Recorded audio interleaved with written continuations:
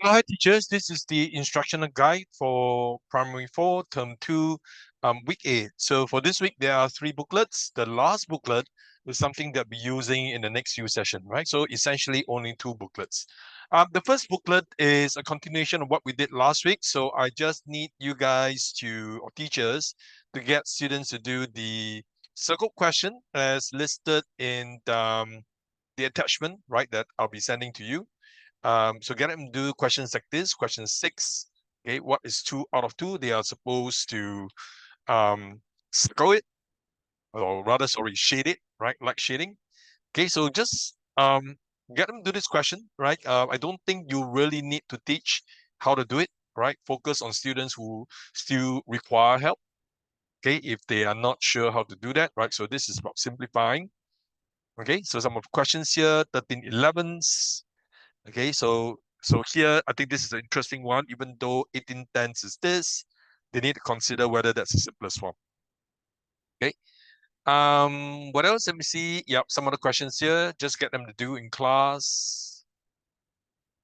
And yeah, basically just look up for the circle question in the attachment that are given.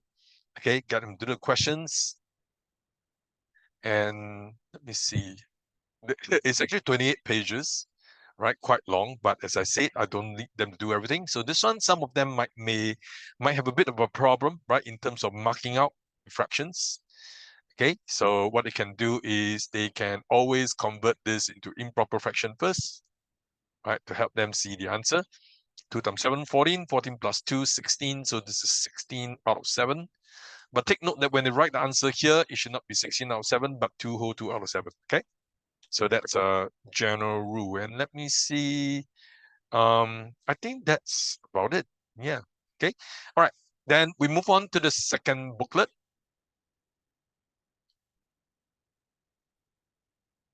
Okay, the second booklet is on converting an improper fraction to a mixed number. Okay, so the other way around. Early on is mixed number into improper fraction. Now is the other way around. You might want to go straight into demonstrating, right, how they can do it. For example, questions like here, like this one over here, the guided practice, 4 out of 3, sorry, not 4 holes out of 3, 4 out of 3. Okay, what they need to do is to find, to separate the whole numbers first. So 4 out of 3, that is 3 out of 3. Well, you can separate 3 out of 3, right? So 4 out of 3 is 3 out of 3 plus 1 out of 3. Right, so find out, so do separate the holes first. In this case, there's only 1 hole here. So make sure that do it step by step. So that do it this way. 3 out of 3 plus 1 out of 3, and then convert. 3 out of 3 is 1 whole, right? 1 whole plus 1 out of 3 is 1 whole 1 out of 3. Okay, some more practices. Get them to do the entire guided practice in this case, so that they understand how to do this, right? Really separating the whole numbers from the fractions, okay, from proper fractions. And then go to selected questions that I've done, that I've marked out again.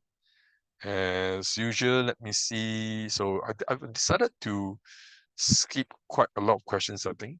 Or maybe, did I forget to circle some questions here? Oh dear, I might have forgotten to. Okay, so let me take you back again. I might have forgotten to pre-circle the questions just now. Okay, so we'll skip the independent practice part and perhaps just get them to do. Usually, what I'll do is the last question here. Right, it's harder. Get them to do it in class. So I and J. Okay, now this is a bit different, right? You can't separate just 7 out of 7. Okay, that was 1 hole. You need to find out as many holes as you can. So get them to think about 20 divided by 7, right? Just like division, right? Remainder. So which number, right, multiplied by 7, all right, will get a number that's closest to 20, right? So they know that is 2, right? 2. So 2 times 7 is 4. 2 times 7 is 14. And then remainder is 6, right? 2 times 7 is 14. Remainder is 6. Okay, so that's how they do it, right? So 14 out of 7 plus 6 out of 7. And 14 out of 7 convert into 2 holes plus 6 out of 7. Right, get them to do this practice. Okay, if you think they are not so sure, right, you can go back a few questions and get them to do it as well, right?